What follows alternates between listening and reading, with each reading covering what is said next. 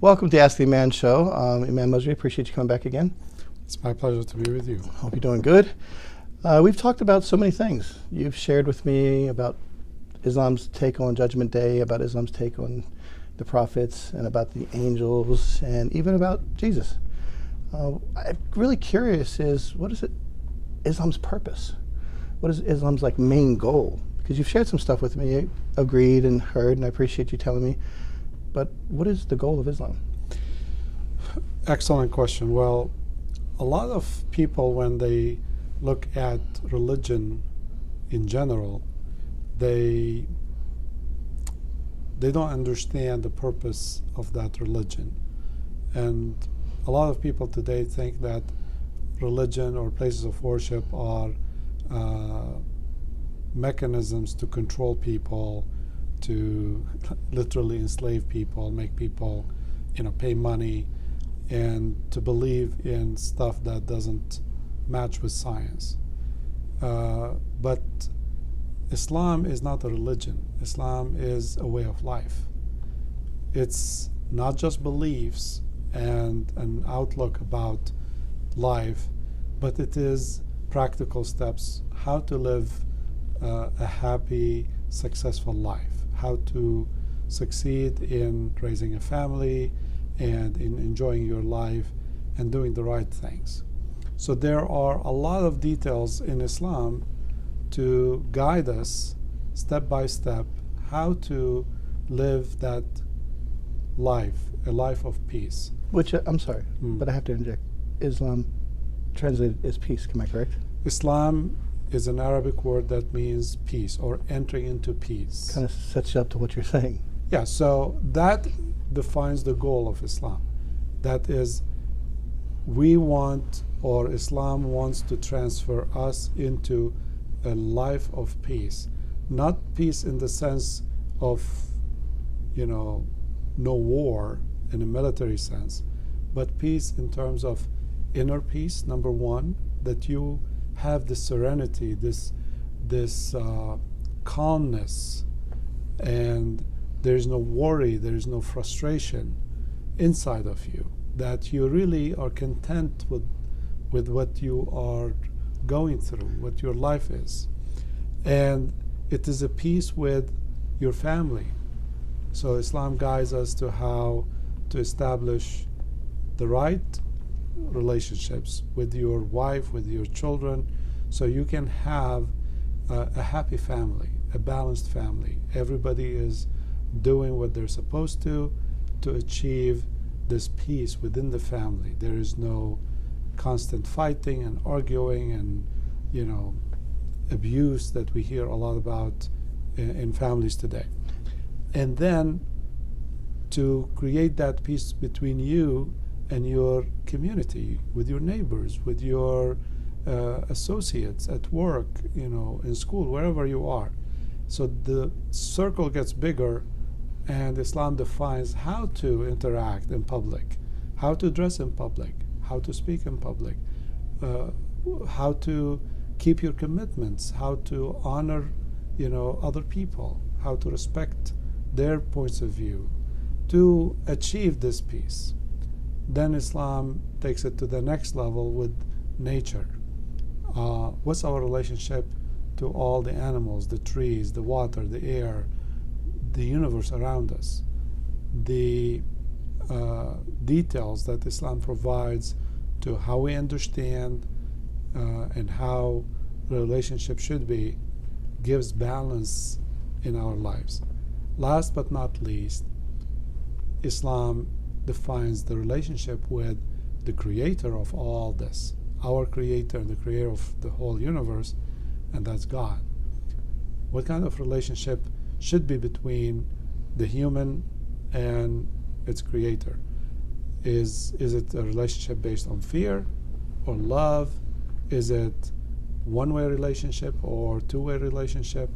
All is defined in Islam so that you have this balance where you are happy with God and God's happy with you. So you have this total peace. So to sum it up, Islam is a way of life that helps you achieve total peace in all aspects of your life by providing balanced, well-detailed guidelines to live in that peace. And this knowledge, or how to live, is provided by God, who created us. So as physically we are balanced, we have every cell in the body is able to function with the rest, and the eyes help the ears, help the Sure. The arms, the legs, the brain, the heart, everything has a role to play. When they are functioning right, then the human being is healthy and happy and all of this. When some parts of this body are not functioning right, your heart is beating fast, or your tooth is giving you pain, or you have a tumor in your head or something. Any problem with any organ or any part of the body causes distress for the whole body. And so Islam wants to address the other aspect of the human person by addressing the mind and the heart and the relationships of the person in addition to the body. The ultimate goal is to give you, as a human being, the peace that you deserve, the peace that God wishes for you. Not to interject a little, but take if you can, short time, because we want to make this a little short. Don't make it too long for everybody. Raised up the way I was raised up, that peace that you're talking about, I could get that from the Holy Ghost, which has been around forever and a day. I mean, some people would say the Holy Ghost. I've researched and done and heard that it could be considered Gabriel. I believe you guys would say Gabriel. Am I saying it right? Jibril. Sorry. I call it the modern day text messaging guy, for God. But it's kind of like health-wise. Maybe I'm going through something really bad, and I pray, and I have this weird sense of peace about me that I can't explain how I have this peace. Maybe I know I'm going to die in 3 days, but I have this so relaxed peace in my body. The way I was raised was considered it saying, so what's the difference in it being the Holy Ghost or via how you're saying? If you can. Well, there are two components. The first component is what you're referring to is prayers. Mm-hmm. It's psychological framing that you do to help you become content or at peace with yourself and accepting of what's going on in your life.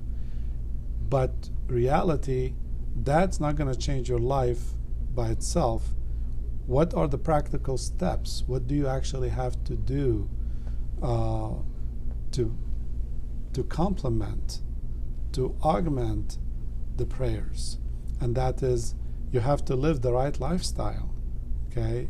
Fair enough. If you live the right way of life and pray together, then you're going to have actually a change in your life. Otherwise, you're going to pray today, you're going to feel good. Half an hour later, you're going to wake up from this dream that you made, and your reality is still the same, if not worse. Sure. And then after repeating this process a few times, you're going to give up. You're going to say, I have been praying and praying and praying, and nothing is changing in my life. And there is a story that a person during a flood, his house is flooding, and he sits there and prays to God, oh God, I need your help. This is the time, help me, rescue me. So, the police comes in a boat, says, jump on the boat. I say, no, God's going to help me. And then he keeps praying, and the water keeps rising, and then he is on the roof, and they send a helicopter with a basket to rescue him, and says, come with us. No, God's going to help me.